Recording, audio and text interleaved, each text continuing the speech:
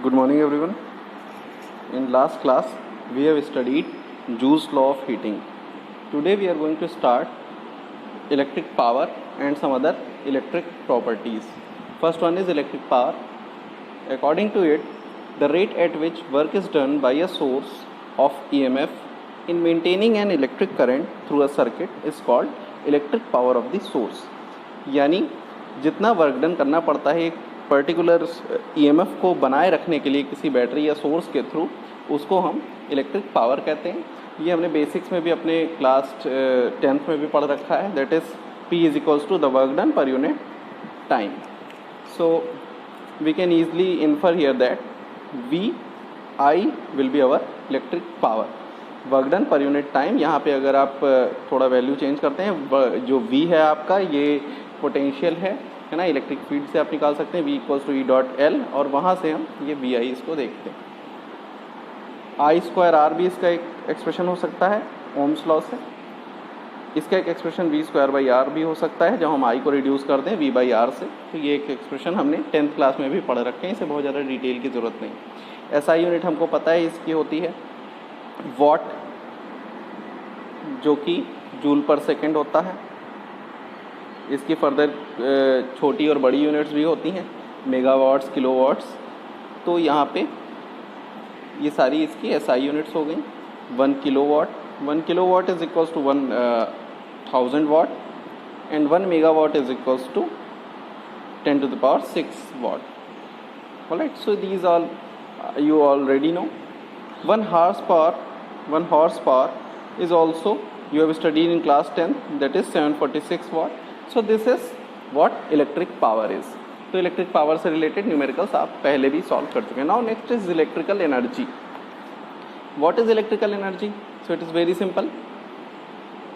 The total work done और the energy supplied by the source of EMF in maintaining an electric current in a circuit for a given time is called electric energy. देखिए वहाँ पे जो हमने power पढ़ा तो वो work done per unit time था, और यहाँ किसी निश्चित टाइम इंटरवल में कितना हमने वर्क डन किया वो होता है. तो सिंपल है, यानी हमको क्या करना है, इलेक्ट्रिक एनर्जी एक निश्चित टाइम के लिए चाहिए. इलेक्ट्रिक एनर्जी हमें T टाइम के लिए चाहिए.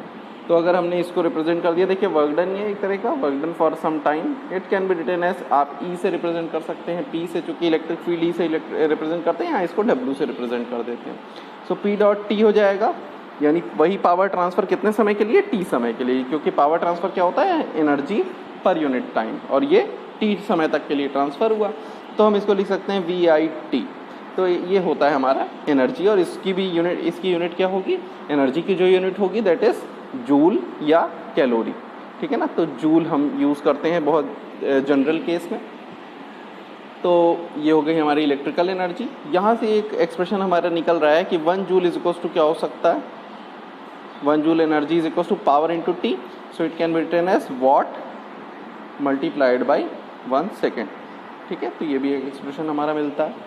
अब देखिए कमर्शियल यूनिट, ये हमने 10th में पढ़ रखा है, किलोवाट आवर. वही यहाँ फिर से commercial unit is 1 kilowatt hour, that can be solved as 1000 watts multiplied by 3600 seconds, just because it is 1 hour. So it can be written as 3.6 into 10⁶, and it is joules. All right, so we can solve it. 3.6 into 10⁶ joules, ये हो गई क्या, 1 kilowatt hour. इसी तरह एक और unit होती है 1 वाट आवर. 1 वाट आवर यानी किलोवाट, यानी इसमें 3 हटा दें पावर, तो 3.6 into 10⁻³ जूल्स हो जाएगी. ये 1 वाट आवर हो गए. तो ये सभी हमने 10th में पढ़ा, इसलिए बहुत ज़्यादा इसको डिटेल की ज़रूरत नहीं है. Now next is power rating. Power rating किसी डिवाइस की कंजम्पशन बताता है कि कोई डिवाइस कितना एनर्जी कंज्यूम कर रहा है. ठीक है, तो इसकी डेफिनेशन देख लेते हैं. Power rating of an electrical appliance is the electrical energy consumed per second by the appliance when connected across the marked voltage of the mains.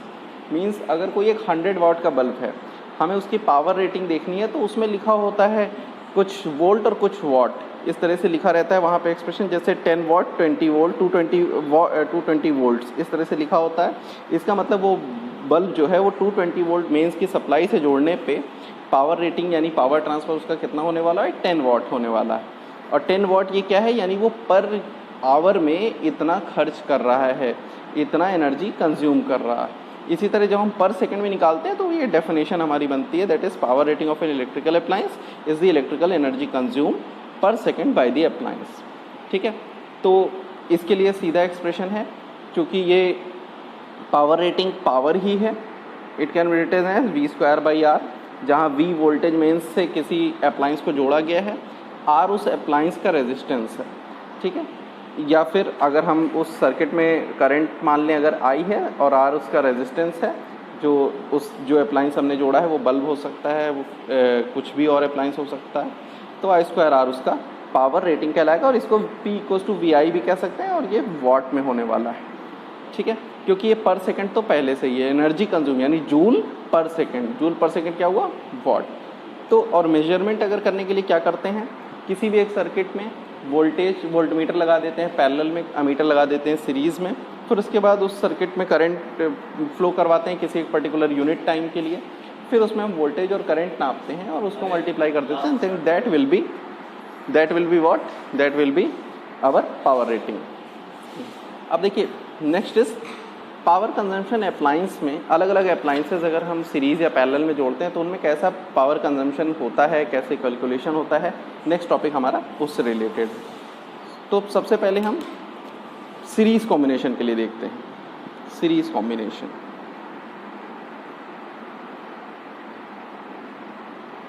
For series combination consider three bulbs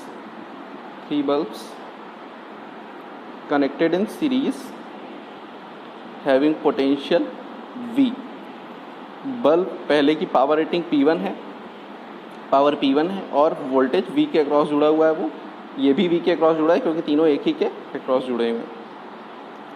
इसकी भी power rating ये लिखा हुआ है P3 और potential V, यानी जैसे अगर 220 वोल्ट मेंस में जुड़ा है तो तीनों ही 220 वोल्ट मेंस में जुड़ा हुआ है, इस तरह से एक्सप्रेशन।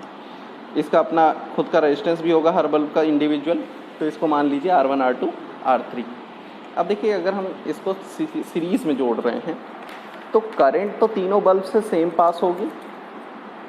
ठीक है, सेम करंट पास होगी, वोल्टेज वो सेम वोल्टेज, यानी उनका जो वोल्टेज सेम वोल्टेज पे काम कर रहे हैं।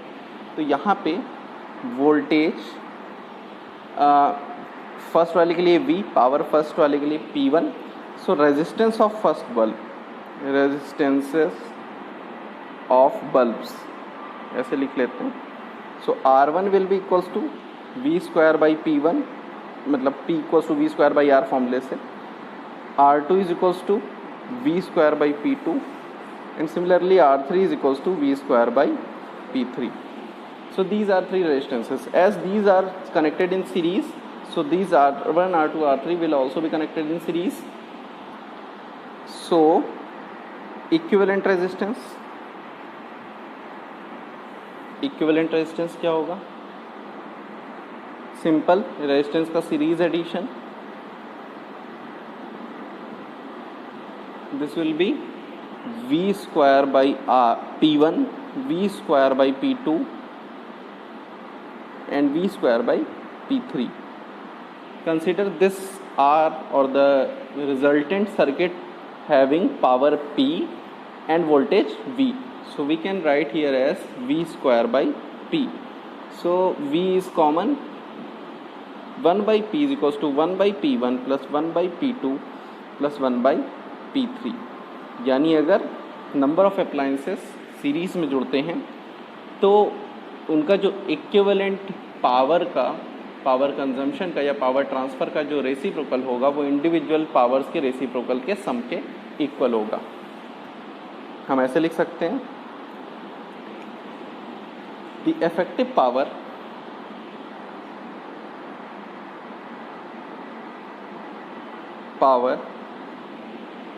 Is equal to the sum of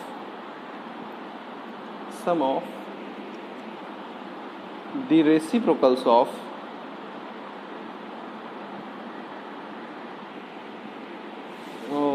the reciprocal of the effective power. The reciprocal of the effective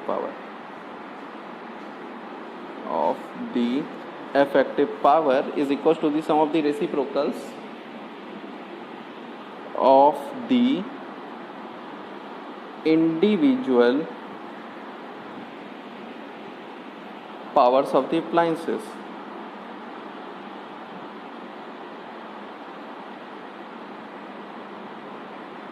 alright, ये हमारा एक्सप्रेशन सीरीज़ के लिए हो गया.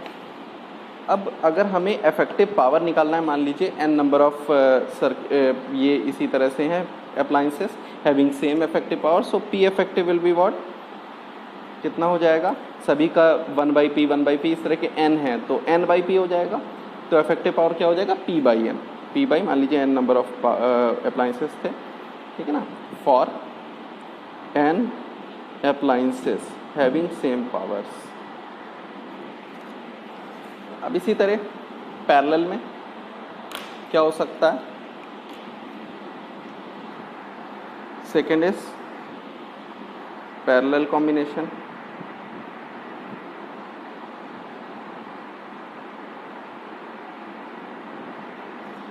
यहाँ पे सिंपल है, पैरेलल कॉम्बिनेशन में बना लेते हैं, 3 बल्ब्स हैं पैरेलल जुड़े हुए हैं. ये अंदर रेजिस्टेंस दिखाया जा रहा है कि हर बल्ब का अपना खुद का इंटरनल रेजिस्टेंस भी होता है, P1, P2, P3, ठीक है. These are connected in parallel through voltage V. So the resistances of these bulbs will also be connected in parallel. So the resistances of the 3 bulbs, resistances of 3 bulbs will be how much, R1 equals to V square by P1. Similarly R2 V square by P2. Alright, R3 equals to V square by P3. But these 3 are connected in parallel, so their resistances are also connected in parallel. So 1 by R, the resultant resistance will be is equals to 1 by R1, 1 by R2, 1 by R3. This is equals to R P1 by V square, P2 by V square, P3 by V square. It is equals to P by V square if the resultant power is capital P. So V square cancelled out, P is equals to P1 plus P2 plus P3. This is the required expression. तो power जो है parallel combination में क्या होता है, simply add up हो जाता है. The effective power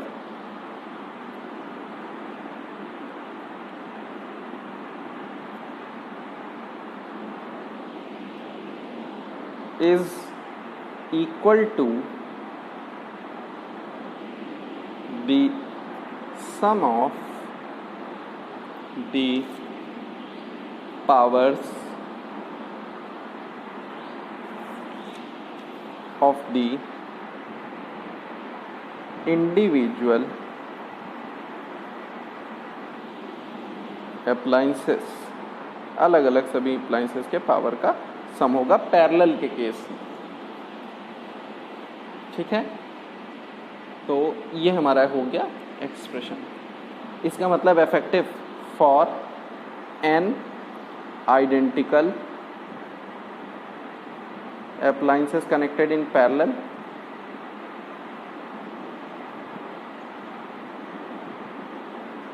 P effective कितना होगा, सिंपल n इंटू P, क्योंकि P कितने n, ठीक है. तो ये एक्सप्रेशन हो जाएगा. Now very important topic, efficiency. Efficiency of source. Efficiency is defined as the ratio of the output power to the input power. It is represented as eta output power to the input power.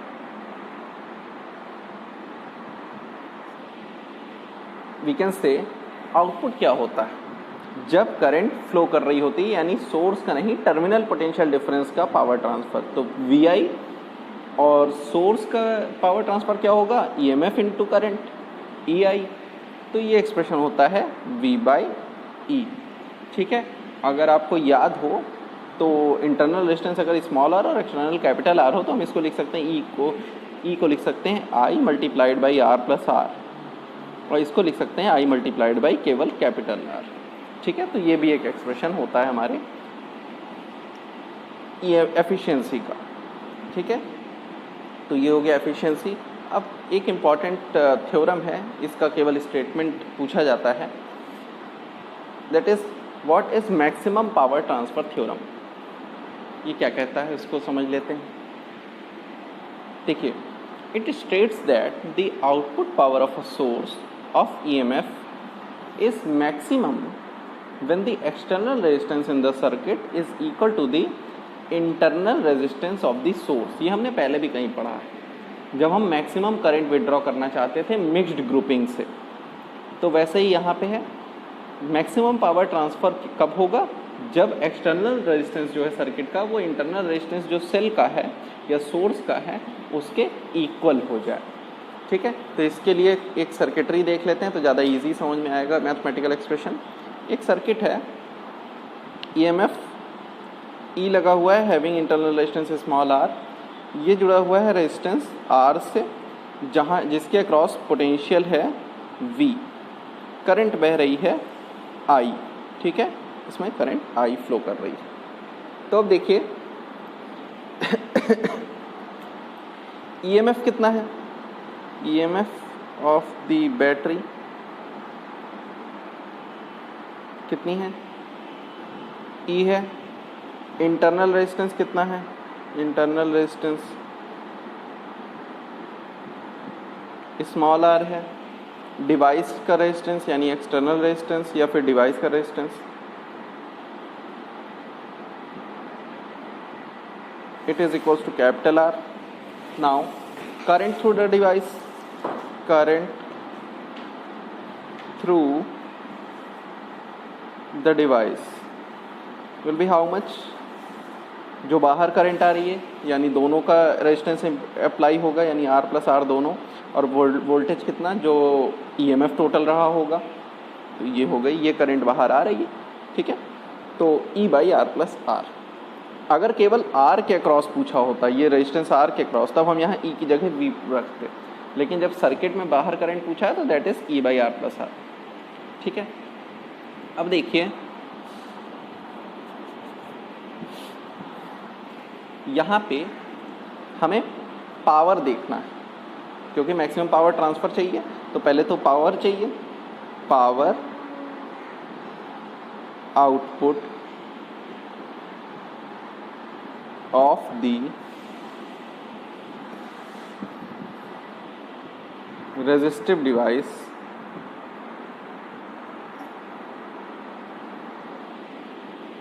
क्या होगा, I/R। लेकिन current तो ये हमने निकाली E/R plus R, इसका square multiplied by capital R। ये power register device का इसलिए कैपिटल R यूज़ किया।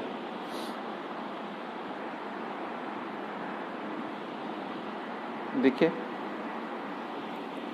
अब, लेकिन हमें क्या चाहिए, मैक्सिमम पावर चाहिए, तो यानी डिनोमिनेटर को क्या बनाना है, मिनिमम बनाना है। तो आपको याद होगा मैंने क्या किया था, नीचे वाले एक्सप्रेशन को कुछ ऐसा चेंज किया था कि इसमें से कुछ पार्ट हम हटा पाएँ। तो यहाँ पे भी हम एक ट्रिक यूज़ करेंगे,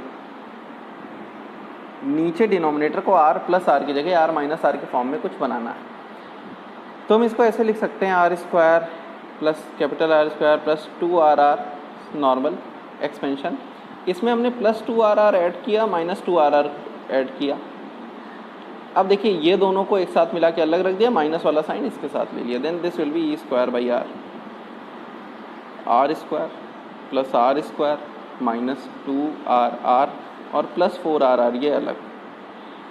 ठीक है, so this will be E²/R and it is equals to R minus R whole square plus 4RR। Now we have got an equation which we can reduce. Here this part can be reduced to 0. क्यों? क्योंकि ये perfect square है, इसकी सबसे छोटी value क्या हो सकती है? 0. और ऐसे केस में डिनोमिनेटर हमारा सबसे छोटा हो जाएगा. So for maximum value of p, denominator should be minimum. अब मिनिमम की बात है तो इसका मतलब क्या है? r minus R whole square equals to 0 या r इक्वल्स टू r होना चाहिए. यही तो बात हो रही थी. External resistance must be equals to internal resistance, then the power will be maximum. तो ये एक्सप्रेशन आ गई. दिस प्रूफ्स, यहाँ आप ऐसे लिख सकते हैं, external resistance is equals to internal resistance of what? Source. ये हो गया. So this proves maximum power transfer theorem. Maximum power theorem. ठीक है. अब पी मैक्स की वैल्यू, अगर मैक्सिमम वैल्यू चाहिए तो आर की जगह स्मॉल आर रख दें, तो ये वैल्यू क्या हो जाएगी? E square. आर की जगह यहाँ पे इस एक्सप्रेशन में आर की जगह स्मॉल आर रख दीजिए. क्या हो जाएगा? Small R divided by R plus R whole square E square by 4r. तो ये हो गई मैक्सिमम पावर. ठीक है. अब अगर पावर डिसिपेशन लेना है, मान लीजिए अगर हमने बैटरी के दोनों सिरों को, रेजिस्टेंस हटा के बैटरी के दोनों सिरों को आपस में शॉर्ट कर दिया, मतलब एक ऐसा अरेंजमेंट लिया, बैटरी के दो कॉर्नर्स थे, इसको मैंने ऐसे जोड़ के ऐसे कर दिया. तो आपको पता है, प्रैक्टिकल एक्सपीरियंस कभी किया होगा कि दोनों बैटरी के अगर दोनों टर्मिनल्स को जोड़ दिया जाता है तो हीटिंग होने लगती है खूब तेज़, और होते होते बैटरी डिस्चार्ज हो जाती है. तो वही पावर डिसिपेशन अगर हमको जोड़ना हो तो कैसे होगा? when battery is shorted, shorting कहते हैं उसको, शॉर्टेड. तो power dissipation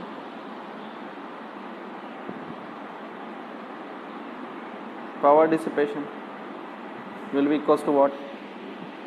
I square by r, I square r, P equals to I square r. क्यों? क्योंकि कैपिटल R तो है ही नहीं. शॉर्टिंग का मतलब R इक्वल्स टू 0, यानी अप्लायंस कोई लगा ही नहीं है. तो आई स्क्वायर आर पी की वैल्यू हो जाएगी.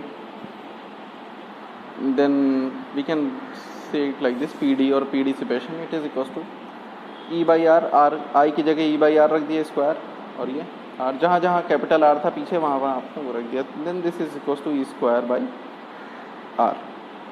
दिस इज डिसिपेशन पावर और dissipative power.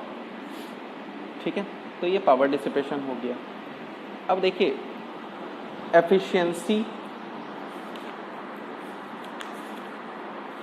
Efficiency of power क्या होता है? Efficiency of an electrical device.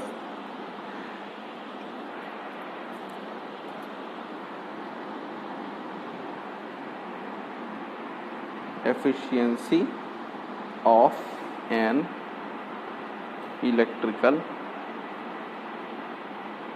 Device. देखिए एफिशिएंसी, अगेन जो एफिशिएंसी सोर्स ऑफ ईएमएफ की होगी, फॉर्मूला वही होगा, लेकिन यहाँ पे चेंज क्या होंगे? देखिए ईटा तो वैसे ही रिप्रेजेंट होगा, output power to the input power. देखिए वहाँ एफिशिएंसी ऑफ सोर्स हमने पढ़ा था, यहाँ एफिशिएंसी ऑफ अप्लायंस या डिवाइस पढ़ रहे हैं. यहाँ पे अलग से एक फॉर्मूला आप लिख सकते हैं. जैसे कोई एक इलेक्ट्रिक मोटर यूज़ कर रहे हैं, तो आउटपुट में वो क्या देती है? वो चलती है तो मैकेनिकल पावर देती है ना. तो आउटपुट में क्या होगा? Output mechanical power. और इनपुट में क्या लेती है? Electrical power. तो इनपुट इलेक्ट्रिकल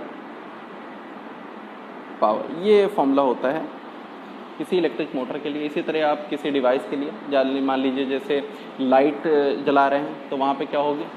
जो भी पावर ट्रांसफ़र होगा वो रेडिएशन होगा, यानी मतलब लाइट ट्रांसफ़र होगा. और जो इनपुट होगा वो इलेक्ट्रिकल एनर्जी होगा या इलेक्ट्रिक पावर होगा. So this is the formula for electrical efficiency और the efficiency of an electrical device. और जो पीछे पड़ा था that is for source of EMF. अब देखिए कुछ एप्लीकेशंस हैं जो हीटिंग इफेक्ट के यूज़ हम लोग करते हैं. सबसे पहले तो हाउस होल्ड हीटिंग अप्लाइंसेस कौन कौन से होते हैं. आयरन होता है. एप्लीकेशंस में क्या क्या पढ़ सकते हैं हीटिंग इफेक्ट में.